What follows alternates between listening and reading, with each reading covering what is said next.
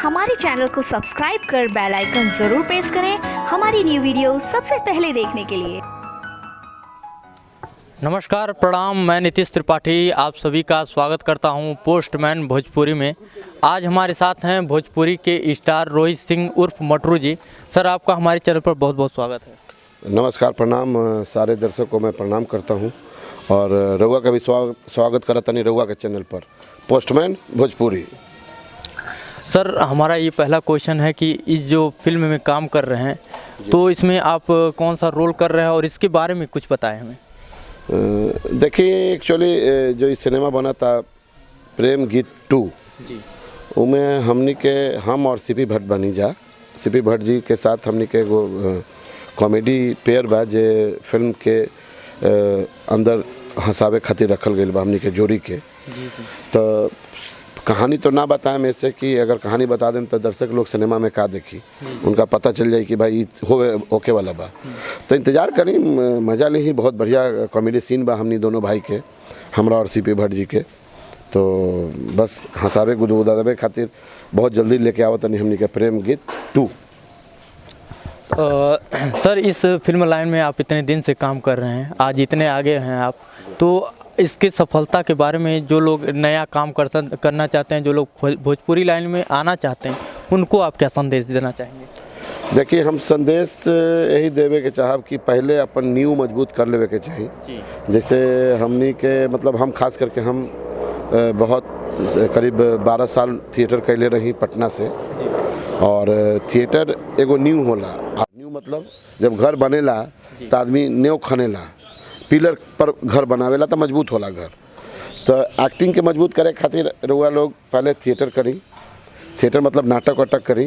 जैसे हम 10 साल तक नाटक करके तब बम्बई गए रही, तो हमरा कोनो प्रॉब्लम ना भइला और अभी तक रउआ लोग के आशीर्वाद से हम अच्छा काम करत नहीं जी।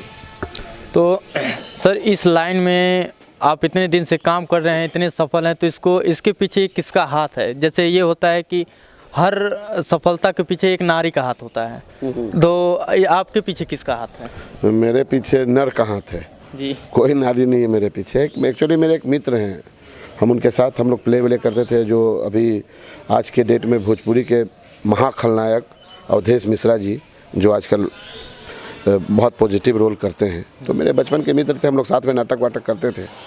उन्होंने कहा बॉम्बे आ जाओ, पटना में कुछ तो है नहीं तो मुंबई आ जाओ। मैं मुंबई पहुंच गया और सीरियल वीरियल करता था। बट पहली फिल्म अवधेश मिश्रा जी ने दिलवाई थी, जो मेरी ज़िंदगी की पहली फिल्म थी, वो थी राजा भोजपुरिया, रवि किशन के अपोजिट। एक्चुअली वो उसमें करने वाले थे, लेकिन कुछ से कारण बस बोले कि मैं नहीं कर पाऊँगा, तो आप मटरू को रख लीजिए। और उन्होंने डायरेक्टर ने मुझे रख लिया और इस वहाँ से मेरी जो रफ्तार है और मेरे कैरियर की वो चलने लगी।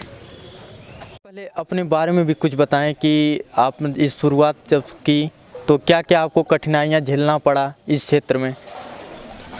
देखिए, अमूमन सबके साथ कठिनाइयाँ होती हैं, बट मेरे साथ अभी तक कोई कठिनाई नहीं हुई जी। क्योंकि मैंने कहा ना, मेरे पीछे कोई नारी नहीं थी, एक नर था जी। और एक ऐसा मित्र था जो कृष्ण था। उस वक्त मैं सुदामा था और वो मेरे लिए कृष्ण था, जिनका नाम अवधेश मिश्रा है जी।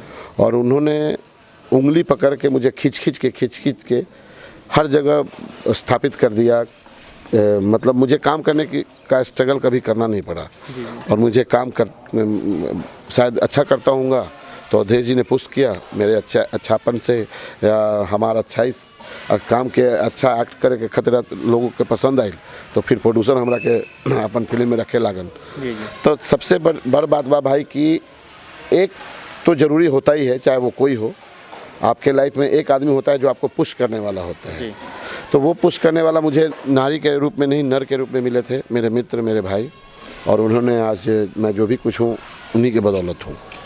धन्यवाद सर, आप हमारे चैनल पर आए, हमारे चैनल को टाइम दिया, और आपको बहुत बहुत धन्यवाद। एक बार चैनल के बारे में सर कुछ कहना चाहेंगे?